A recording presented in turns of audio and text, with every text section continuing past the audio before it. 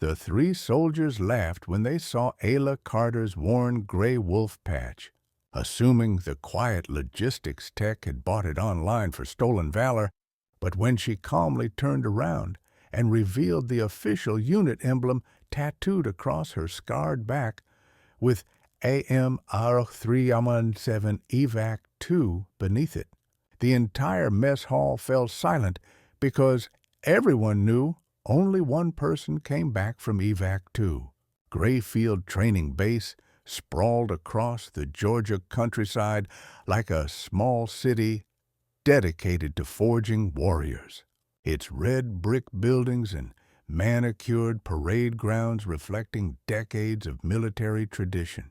The mess hall buzzed with the familiar sounds of military life, the clatter of metal trays, the hum of conversations between soldiers grabbing quick meals between training exercises, and the occasional burst of laughter that punctuated the steady rhythm of institutional dining. The atmosphere was one of casual camaraderie mixed with the underlying tension that came from young soldiers proving themselves in an environment where reputation and respect were earned through demonstrated competence and courage. Ayla Carter moved through this environment like a ghost seeking invisibility, her small frame and quiet demeanor making her nearly invisible among the larger, more boisterous personalities that dominated military spaces. At 32, she possessed the kind of understated presence that allowed her to blend into the background while observing everything around her with the focused attention of someone who had learned that survival often depended on awareness rather than aggression. Her assignment as a logistics technician at Grayfield was recent, and she had made little effort to socialize with her new colleagues or establish the kind of relationships that made military life more bearable. She wore standard BDUs that were clean and properly maintained, but showed signs of long use, and she carried herself with the precise movements of someone who had learned to waste no energy on unnecessary actions. What drew attention, however, was the patch on her left sleeve, a worn and faded Gray Wolf unit insignia that marked her as a veteran of one of the most elite special operations units in the military. The patch was clearly authentic and well worn, but its presence on the uniform of a quiet logistics technician seemed incongruous to those who understood the reputation and standards of the Gray Wolf unit. The central challenge Ayla faced wasn't the technical demands of her logistics position or even the adjustment to a new base assignment. It was living with the knowledge that her presence at Grayfield represented both a retreat from her true capabilities and a necessary step in processing trauma that threatened to overwhelm her. Carefully maintained composure. The Gray Wolf patch she wore was not a symbol of pride, but a burden of memory, representing teammates who would never have the opportunity to wear their patches again, and missions that had cost more than anyone should have been asked to pay. Ayla's decision to wear the Gray Wolf patch to her new assignment at Grayfield had been deliberate and carefully considered, despite the attention and questions it would inevitably generate. The patch had belonged to Sergeant Marcus Rodriguez, her team leader during Operation Elmira, who had asked her with his dying breath to make sure it found its way home to his family. Wearing it was both a promise to fulfill that final request and a way to honor the memory of teammates who had died under her command. The logistics position at Grayfield represented a significant step down from her previous assignments, but it was exactly what she needed to process the trauma and guilt that had followed her home from her last deployment. The work was routine and predictable, requiring competence, but not the kind of split-second decision-making that had defined her combat experience. It offered the possibility of contributing to military operations without the constant pressure of life or death situations.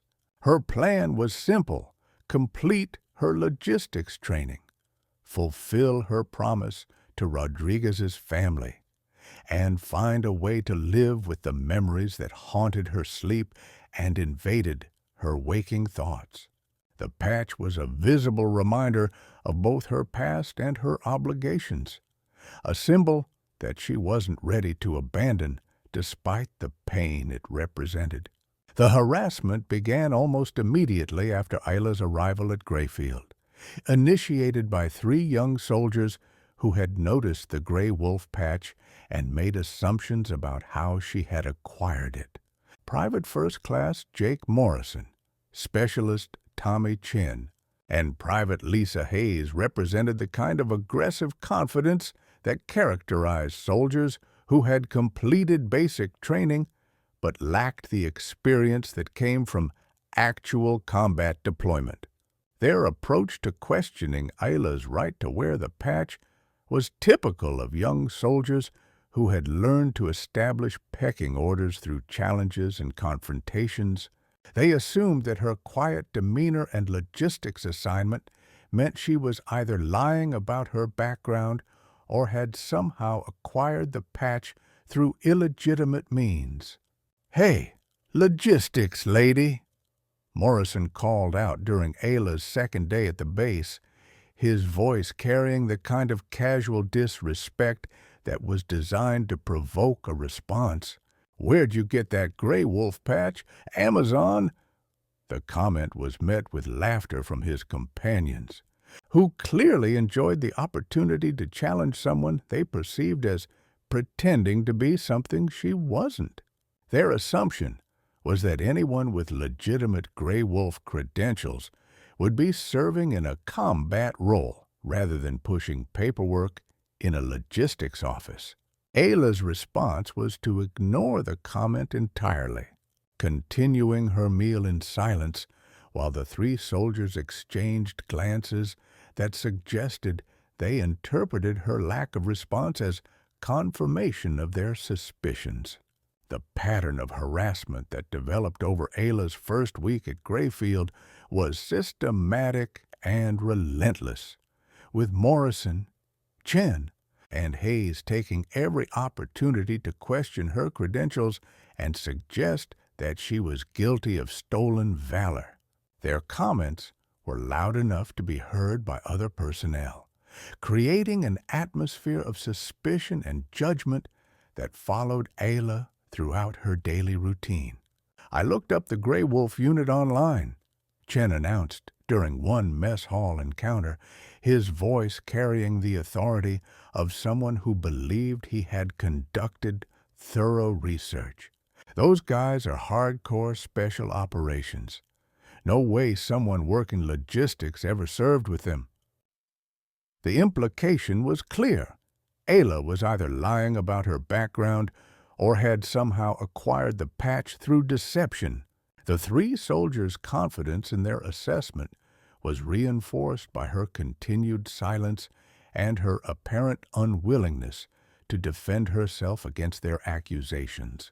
Other personnel at the base began to take notice of the situation, with some expressing sympathy for Ayla, while others seemed to agree with the assessment that her patch was inappropriate.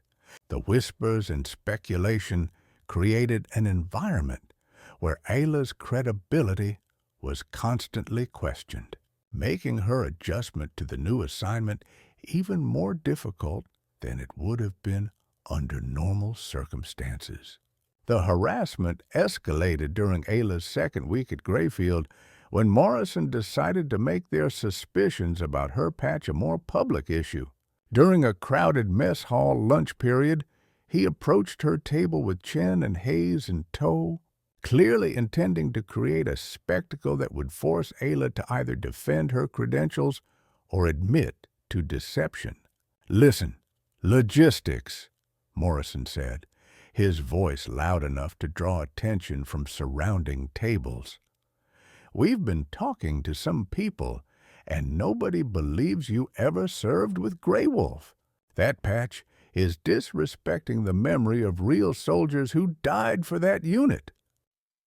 The accusation was serious and inflammatory, designed to put Ayla in a position where silence would be interpreted as admission of guilt. The surrounding soldiers stopped their conversations to listen, understanding that they were witnessing a confrontation that could have significant consequences for everyone involved. Ayla's response was characteristic of her approach to all challenges. She continued eating her meal without acknowledging the accusation, her expression remaining neutral despite the obvious tension of the situation.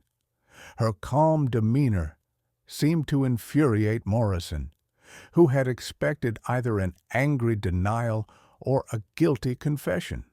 "You're not even going to defend yourself," Hayes added, her voice carrying the kind of righteous indignation that came from believing she was exposing a fraud. "Real soldiers died wearing that patch, and you're treating it like a costume." The public confrontation in the mess hall attracted the attention of senior personnel who understood that accusations of stolen valor were serious matters that required official investigation.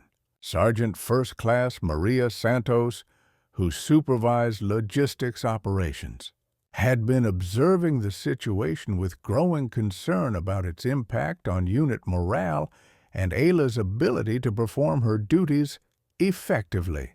Santos's review of Ayla's personnel file revealed inconsistencies that raised questions about her background and qualifications. Her official record showed only logistics training and assignments, with no mention of special operations service or combat deployments. The discrepancy between her documented background and the elite unit patch she wore suggested that either her records were incomplete or the accusations against her had merit.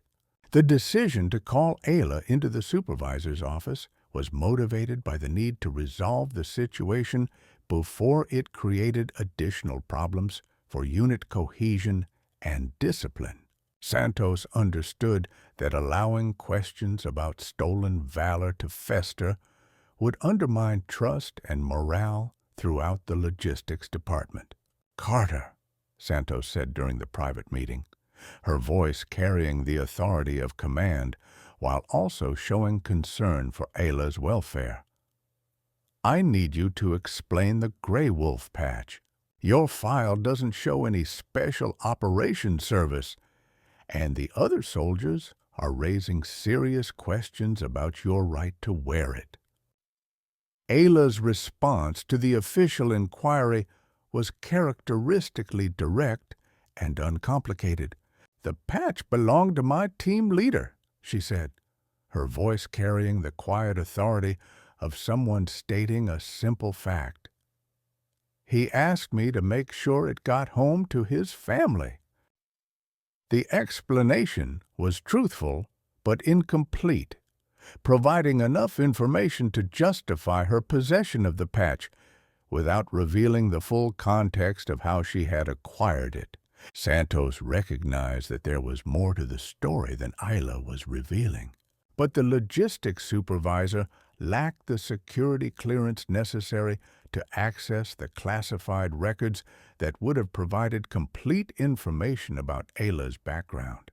"I'm going to have to ask you to remove the patch until we can get this sorted out," Santos said, her tone making it clear that this was an order rather than a request. "The accusations are creating problems for unit morale, and I can't have that kind of disruption in my department." Ayla's compliance was immediate and without argument.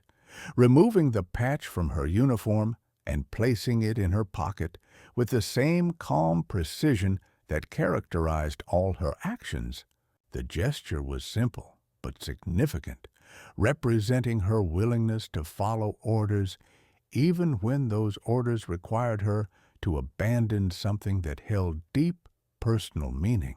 The removal of the gray wolf patch was interpreted by Morrison, Chen, and Hayes as confirmation of their suspicions about Ayla's credibility. Their satisfaction with this apparent victory was evident in their increased confidence and their willingness to make their accusations more public and more pointed. The confrontation that would change everything occurred during the evening meal period, when the mess hall was crowded with personnel from across the base. Morrison approached Ayla's table with the swagger of someone who believed he had exposed a fraud and was enjoying his moment of vindication. Well, he said, his voice carrying across the dining area, looks like logistics finally got caught for stolen valor. Took the fake patch off real quick when the sergeant called her on it. The accusation was delivered with the kind of public humiliation that was designed to destroy Ayla's credibility permanently. Morrison clearly expected her to either leave in shame or attempt a weak defense that would only confirm his assessment of her character. Instead, Ayla did something that no one in the mess hall expected. She stood up slowly, her movements deliberate and controlled, and turned her back to the three soldiers who had been tormenting her. Then, with the same calm precision that characterized all her actions, she pulled down the collar of her shirt. The silence that fell over the mess hall was immediate and complete, as everyone present saw what Ayla had revealed. Tattooed across her upper back in deep black ink was the official gray wolf emblem. But this was not a decorative tattoo chosen for aesthetic reasons. Below the wolf's head were the alphanumeric code AM031 EVAC 2, and a series of coordinates that would have been meaningless to most observers but carried devastating significance to anyone familiar with classified military operations. Most striking of all was the thick, raised burn scar that cut directly through the center of the tattoo, a mark of trauma that spoke to experiences that went far beyond normal military service. The scar was clearly from an explosion or fire, and its placement over the unit insignia created a visual narrative of sacrifice and survival that was impossible to ignore. The three soldiers who had been harassing Ayla stood frozen in shock as they began to understand that their assumptions about her background had been catastrophically wrong. Morrison's confident smirk had been replaced by an expression of growing horror as he realized the magnitude of his mistake. Staff Sergeant William Torres, a combat veteran who was eating at a nearby table, recognized the significance of the code immediately. His voice was barely above a whisper when he asked, "Jesus Christ, were you at EVAC too?" The question hung in the air like an accusation, carrying weight that most of the younger soldiers couldn't understand, but that every combat veteran in the room recognized as referring to one of the most tragic operations in recent military history. Ayla's confirmation was delivered with the same quiet authority that had characterized all her responses to the harassment she had endured. "I was the only one who came back," she said, her voice carrying the weight of survivors' guilt and memories that would never fade. The revelation sent shockwaves through the mess hall as personnel began to understand that they were in the presence of someone whose service record was not just distinguished, but legendary within. Certain military circles, Operation Elmira, and specifically EVAC 2, were known within the Special Operations community as examples of heroism, under impossible circumstances. But the details remained classified at levels that most personnel would never access. Torres, whose own combat experience gave him the context to understand what Ayla's survival meant, stood up from his table and approached her with the kind of respect reserved for the most decorated veterans. "Ma'am," he said, his voice carrying the authority of someone who had earned the right to speak for the combat community. "I served 2 tours in Afghanistan, and everyone knows about EVAC 2. What you did." The sentence trailed off as Torres struggled to find words adequate to express his understanding of what Ayla had accomplished and what it had cost her.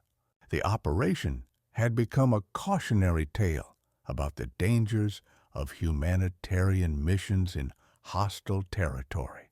But it was also a story of individual heroism that had saved lives and recovered critical intelligence under circumstances that should have been impossible to survive.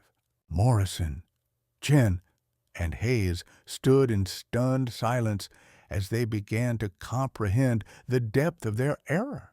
The woman they had accused of stolen valor was not just a legitimate veteran, but someone whose service record exceeded anything they could imagine achieving in their own careers. The mess hall remained silent as everyone present struggled to process the implications of what they had learned, understanding that they had witnessed not just the exposure of truth, but the revelation of heroism that had been hidden in plain sight. The immediate aftermath of Ayla's revelation created a crisis of conscience for everyone who had witnessed or participated in her harassment. Lieutenant Colonel Monroe, the base commander, was summoned immediately as word of the situation spread through command channels with the speed that only genuine emergencies could generate. Monroe's arrival at the mess hall was accompanied by his senior staff, all of whom understood that they were dealing with a situation that had implications far beyond normal disciplinary matters. The presence of a decorated Special Operations veteran who had been subjected to accusations of stolen valor represented a failure of leadership that demanded immediate correction. "Clear the mess hall," Monroe ordered, his voice carrying the authority of command while also acknowledging the sensitivity of the situation. "I need to speak with Specialist Carter privately." The evacuation of the dining facility was swift and orderly, but the whispered conversations that began immediately outside the building made it clear that word of Ayla's true identity would spread throughout the base within hours. The 3 soldiers who had initiated the harassment remained behind at Monroe's direction, understanding that they would face consequences for their actions. As the mess hall emptied, Ayla stood calmly beside the table where she had been eating, her expression unchanged despite the dramatic revelation of her background and the obvious impact it had on everyone present. Lieutenant Colonel Monroe's access to Ayla's classified personnel files revealed the full scope of her service record and the extraordinary circumstances that had led to her current assignment at a Grayfield. The documents were marked with security classifications that required special authorization to access, and their contents explained why her official records had shown only logistics training and assignments. Operation Elmira had been a humanitarian evacuation mission that had gone catastrophically wrong when intelligence failures led to an ambush that decimated the special operations team assigned to extract civilian personnel from a hostile zone. Ayla, serving as both combat medic and designated marksman, had been the sole survivor of the initial attack that killed 6 of her 7 teammates. The after-action reports described her actions during the subsequent 12 hours as representing the highest standards of military heroism and tactical excellence.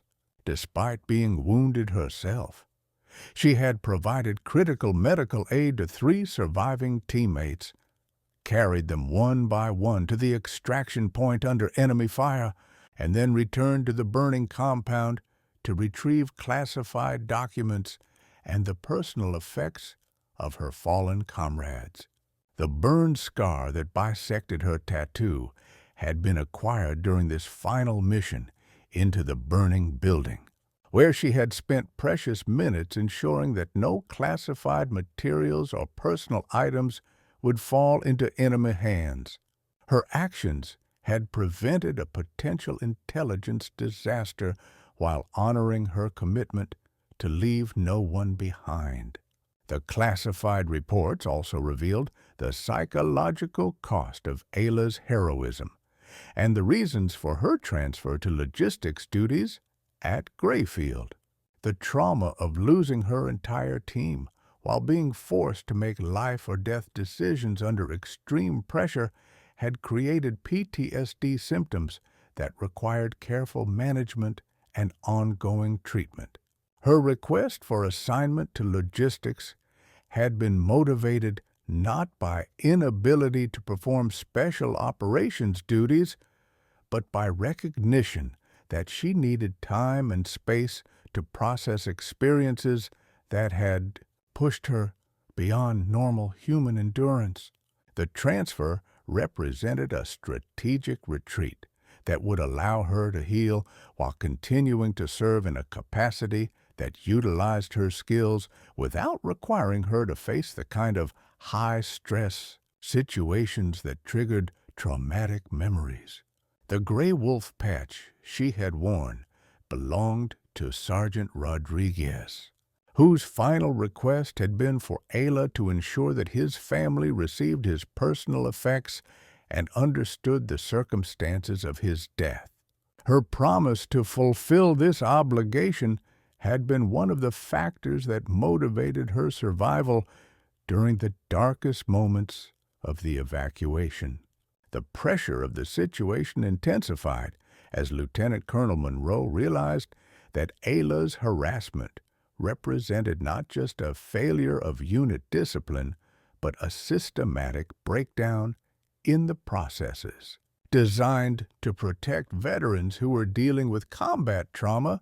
The 3 soldiers who had initiated the accusations had acted without understanding the full context of her service, but their actions had created a situation that could have had devastating consequences for someone who was already struggling with psychological wounds. Monroe's approach to addressing the situation was comprehensive and immediate, recognizing that the incident required both disciplinary action and systemic changes to prevent similar occurrences in the future. The base's procedures for handling veterans with classified service records needed to be reviewed and strengthened to ensure that personnel like Ayla could transition to new assignments without facing the kind of scrutiny that had led to her harassment. "Specialist Carter," Monroe said, his voice carrying the respect due to someone whose service record commanded the highest levels of recognition. "I owe you an apology on behalf of this entire command.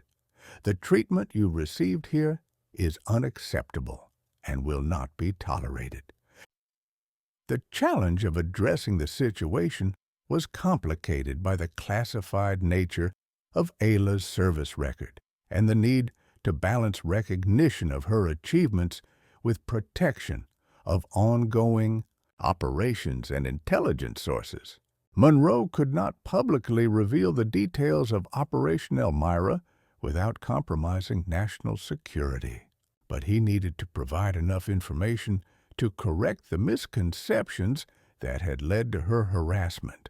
The 3 soldiers who had accused Ayla of stolen valor faced immediate disciplinary action, but Monroe understood that their behavior was symptomatic of broader issues within the base's culture and training programs. The incident revealed gaps in education about veteran services and the importance of treating all personnel with respect regardless of their current assignments or apparent backgrounds. "Private Morrison, Specialist Chen, Private Hayes," Monroe said, addressing the three soldiers with the kind of authority that made it clear they were facing serious consequences for their actions. "Your behavior toward Specialist Carter represents a fundamental failure to understand the values that define military service. You will report for additional training on veteran affairs and military courtesy." The critical moment came when Monroe made the decision to provide limited but significant recognition of Ayla's service record, understanding that some level of public acknowledgement was necessary to correct the damage that had been done to her reputation and standing within the base community. "Specialist Carter served with distinction in special operations," Monroe announced to the assembled personnel, his words carefully chosen to provide recognition without compromising classified information. "Her service record includes decorations for valor that cannot be publicly discussed due to security classifications. The gray wolf patch she wore was earned through service that exemplifies the highest standards of military excellence." The announcement was met with stunned silence as personnel began to understand that their assumptions about Ayla had been completely wrong. The quiet logistics technician they had dismissed or ignored was being revealed as someone whose achievements exceeded anything most of them could hope to accomplish in their military careers. Morrison, Chen, and Hayes listened to Monroe's words with expressions of growing shame and regret as they realized the magnitude of their error. Their accusations of stolen valor had been directed at someone whose actual service record made their own accomplishments seem insignificant by comparison. The transformation in the base's perception of Ayla was immediate and complete. But Monroe understood that recognition alone was not sufficient to address the harm that had been done or to prevent similar incidents in the future. Quan Hach Chien Tang 152. The moment of vindication came when Monroe presented Ayla with a new gray wolf patch, explaining that it was a gift from the base personnel who now understood the true meaning of her service. The gesture was simple but profound, representing not just recognition of her achievements, but acknowledgement of the sacrifices she had made for her teammates and her country. This patch represents the respect and gratitude of everyone on this base, Monroe said, his voice carrying the weight of institutional recognition. It's a small token of appreciation for service that can never be fully repaid.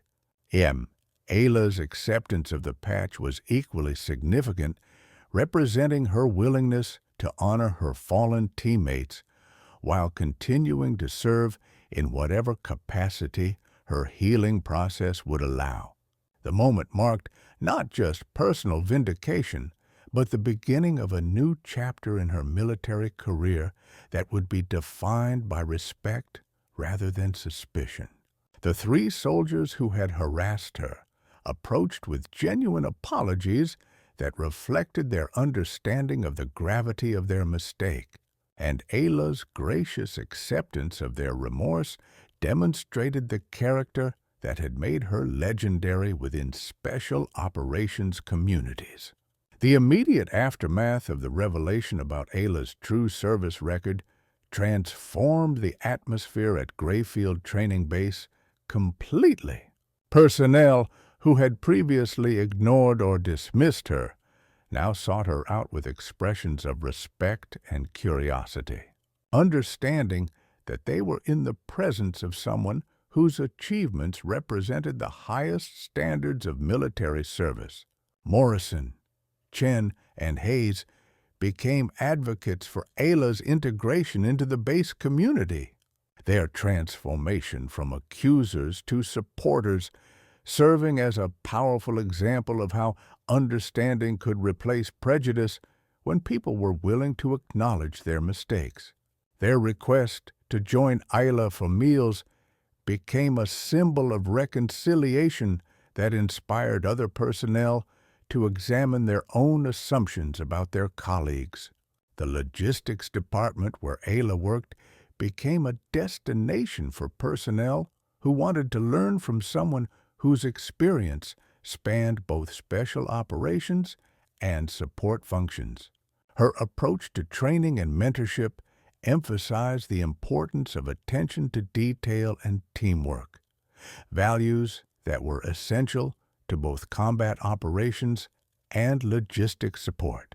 The base's procedures for handling veterans with classified service records were completely revised to prevent similar incidents in the future, with new training programs that emphasize the importance of treating all personnel with respect, regardless of their current assignments. The long-term impact of Ayla's story extended far beyond Grayfield Training Base, becoming a case study in military leadership schools about the importance of recognizing and supporting veterans who were transitioning between different types of service. Her experience highlighted the need for better systems to protect personnel whose service records were classified, while ensuring they received appropriate recognition and support. Morrison's request for transfer to the logistics department represented a broader understanding of how support functions contributed to military effectiveness. His recognition that true heroism often lies in ensuring others can come home safely became a motto that influenced recruitment and training programs throughout the military. Ayla's completion of her promise to Sergeant Rodriguez's family provided closure that had been years in the making, allowing her to begin processing her trauma while honoring the memory of her fallen teammates. The letters she wrote to the families of all her lost comrades became a model for how survivors could maintain connections with the families of those who had made the ultimate sacrifice.